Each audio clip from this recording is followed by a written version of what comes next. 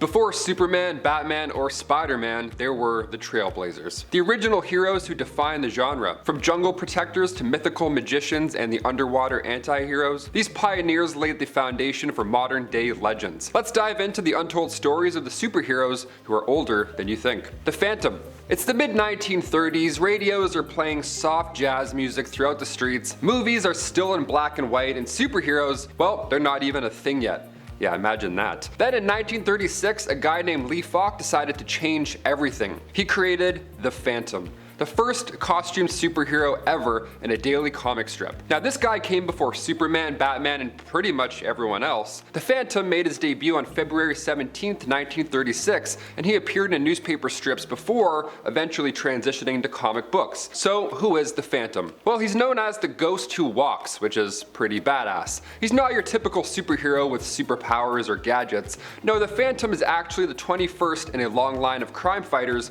who passed the mantle down from father to son. Must be nice. He operates out of the fictional African jungle of Bengala, protecting it from pirates, poachers, and other bad guys. Now what makes him so cool is his mystique, right? People think he's immortal because for 400 years there's always been a Phantom. His costume is also iconic. A purple suit, black mask, and striped trunks. Looks like somebody I would never want to mess with. Oh, and let's not forget Skull Cave. Of course, the famous Skull Cave, his secret hideout where he keeps treasures and records of past adventures. The Phantom's legacy is massive. Without him, who knows if superheroes would have ever worn their iconic costumes. He set the template for so much of what we love in the genre today. And hey, you ever wonder why Batman lives in a bat cave?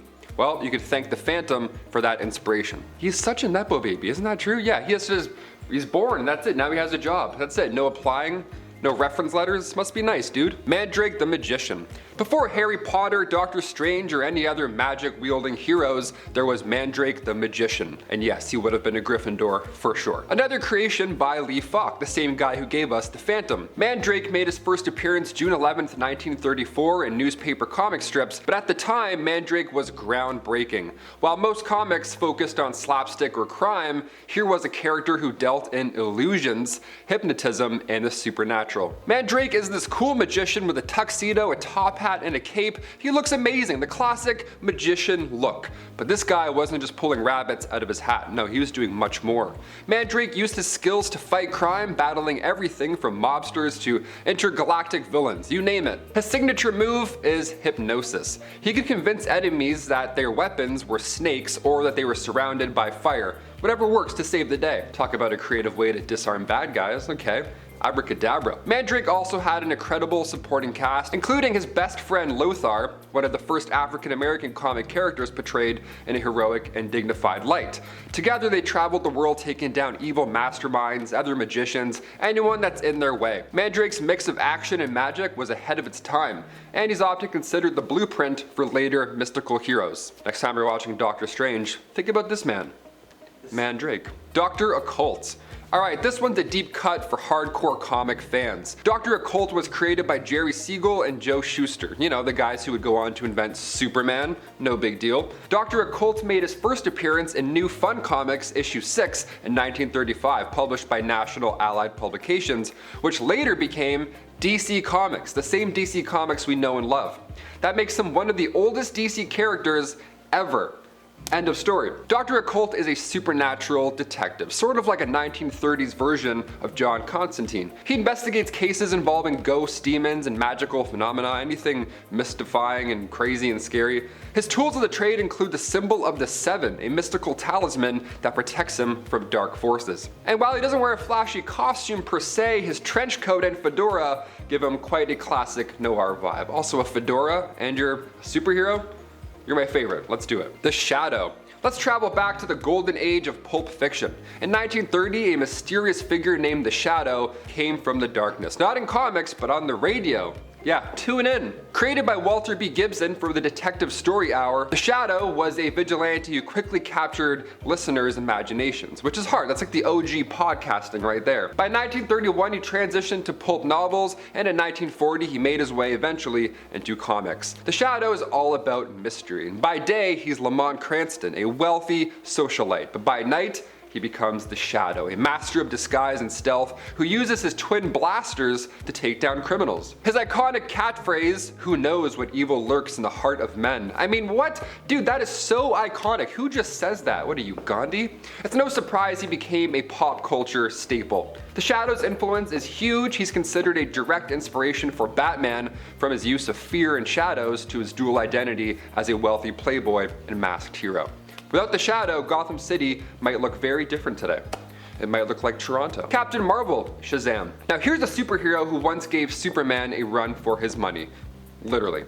Captain Marvel, now known as Shazam, made his first appearance in Whiz Comics issue 2 in 1939, created by writer Bill Parker and artist C.C. Beck for Fawcett Comics. Now at one point, Captain Marvel was the most popular superhero in the world, even outselling Superman during the 1940s. That wasn't an easy task. Beating Superman, that's actually quite hard. The story is simple yet magical. Billy Batson, a young boy, is granted the ability to transform into this adult superhero simply by shouting the word Shazam. Each letter of the word represents a mythical figure's power. Solomon's wisdom, Hercules' strength, Atlas's stamina, Zeus's power, Achilles' courage, and Mercury's speed. Yeah, kind of OP if you ask me, but whatever. Shazam's bright red costume and the lightning bolt emblem and gold trim cape became instantly iconic. I liked the first Shazam movie quite a bit, not sure why, but I wasn't very attached to the second one. Wasn't nearly as fun as the first. Also, Zachary Levi's kinda, yeah, he's going downhill. Namor the Submariner. Namor the Submariner, Marvel's first ever superhero, is way older than you think. This aquatic anti-hero debuted in Marvel Comics 1 in October 1939, created by writer-artist Bill Everett for Timely Comics, the company that would later become Marvel. That means that Namor predates Captain America, Spider-Man, and even the Fantastic Four. Talk about being an old head. Namor is the half-human, half-Atlantean ruler of the underwater kingdom of Atlantis.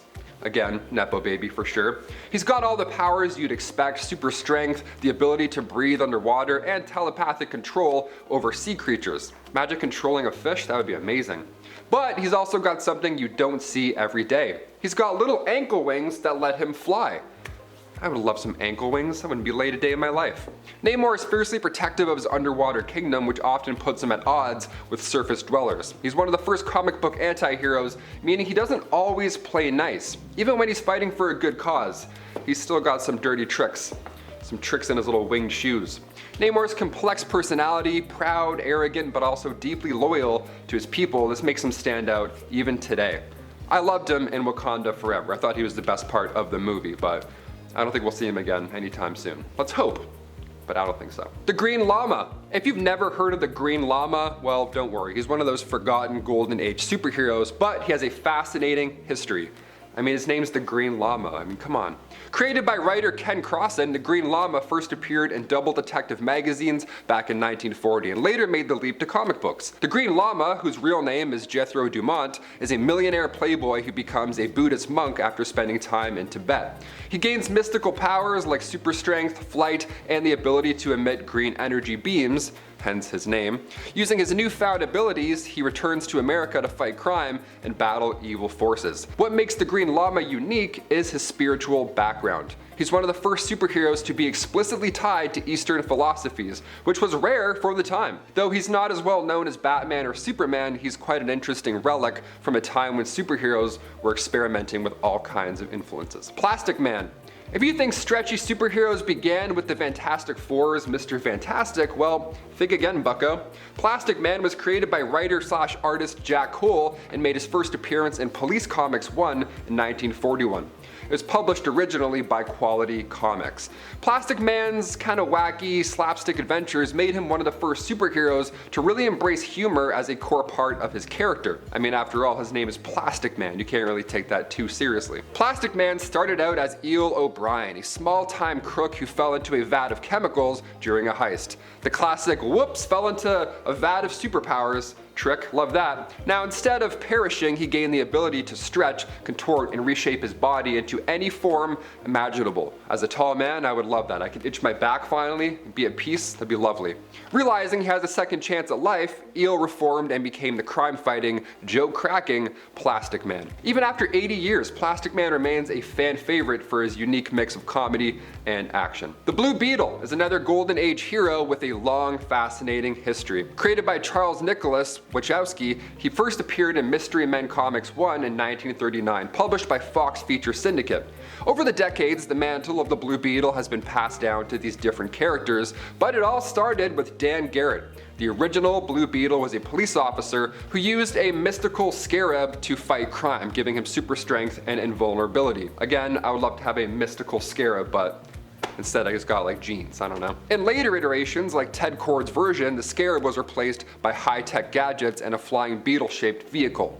I personally am a fan of the scarab, but we love change. Now, the Blue Beetle might not have the name recognition of Superman or Spider-Man, not nearly as much, but he's been a staple of the comic book world for over 80 years. The movie was actually pretty good too. If you haven't seen it, definitely check it out. It looks like a kid's movie, but it packs a punch. And lastly, the Human Torch. Wait a second, if you're thinking of Fantastic Four's Human Torch, think again. The original Human Torch made its first appearance in Marvel Comics issue 1 in 1939, created by Carl Burgos for Timely Comics. Now, this Human Torch wasn't even a human. He was an android, so kind of a confusing name, I get it. The original Human Torch, named Jim Hammond, was a synthetic man created by Professor Phineas Horton. Now, when exposed to oxygen, his body would ignite, turning him into this blazing superhero. Though he struggled to control his powers at first, he eventually became a hero, fighting in World War II. Jim Hammond was one of Marvel's first big stars and even teamed up with Namor the Submariner in early stories. Though he's not as well known today, his legacy of course still lives on in the Fantastic Four's Johnny Storm and in Marvel's rich history. And also they're gonna hit the big screen really soon with Marvel Cinematic Universe. I can't wait for Fantastic Four. Thanks for joining us on Top 10 Nerd. I'm your host Taylor McWatters. See you next time. Hey, you made it to the end of the video. Want to see more videos like this one? Check out this video next. Ancient superheroes more powerful than you think. We cover some of the oldest chronological heroes in existence, and man, some of these guys' ages are literally timeless. Click the video now. What are you waiting for?